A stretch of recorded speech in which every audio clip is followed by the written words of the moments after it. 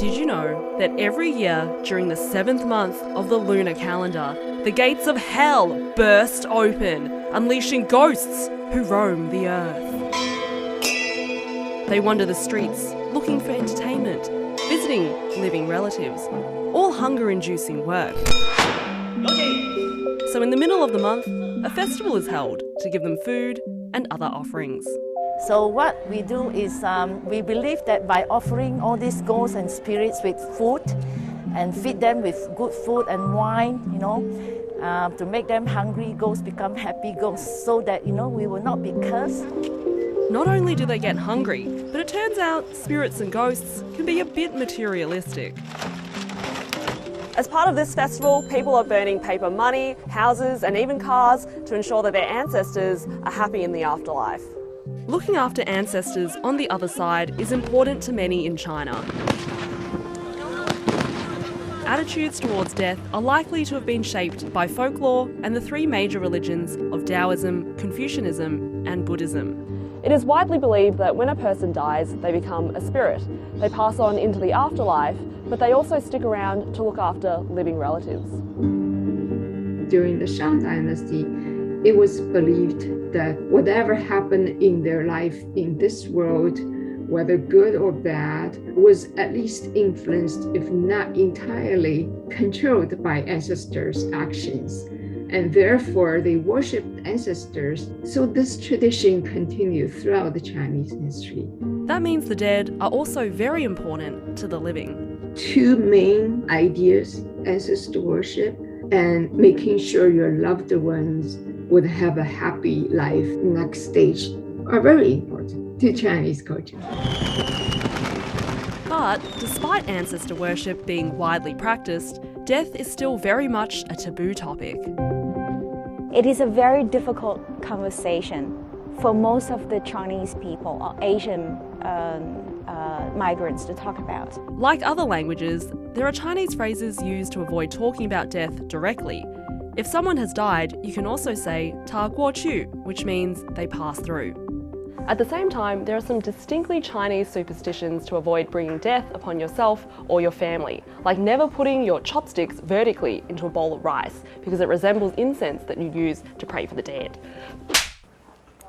I wasn't actually going to do it. How am I going to eat this? In some parts of China, people believe you have to be married to enter the afterlife too. Ghost marriages are a tradition dating back thousands of years. A ceremony is held for two deceased people who very likely never met each other, all so they can have company in the afterlife. The main reason behind this practice, which is throughout Chinese history, was the assurance of a happy life for the deceased who died too young. If you go to the Asian part of a cemetery in Australia, you'll see many graves are made to look like houses. Some can accommodate several family members, like these here at Songhe Xinyuan in Melbourne's east. Chinese will say xiao. It's that sense of duty, sense of responsibility that the living carries forever. Often the plots and headstones are purchased years in advance. And while most in Australia are accustomed to the business side of funerals, the industry of death is new to much of China, and it's changing how death is perceived. If you help somebody in your extended family with a funeral, that's a moral thing to do. But in the urban setting, if you are helping strangers with their funerals for money, that sort of crosses this kind of uncomfortable line.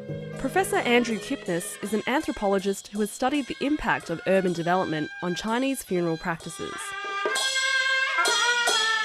There's actually more taboo of death in urban societies than rural societies, and I think it has something to do with being a society of strangers. And so your dead ancestors are okay, but dead strangers are scary. They can be like ghosts. And those who work with the dead are shunned. They're not your relatives who are helping you out with funerals, but they're weird people who work in this ghastly occupation and they have trouble finding spouses. They often marry each other. They often lie about what their occupation is. Space in China is becoming increasingly scarce too, especially in big cities. In some areas, cremation is compulsory, and structures containing ashes can be 20 stories high. So at each level, you could have hundreds or maybe even thousands of boxes. And so it's kind of like living in a high-rise apartment, right? Which is, of course, the experience of many urban people in Chinese cities anyway. This world and the afterlife sounds like it's got a lot in common. I'm gonna need money, food, a house, or at least an apartment in a high-rise building, a car, and a partner.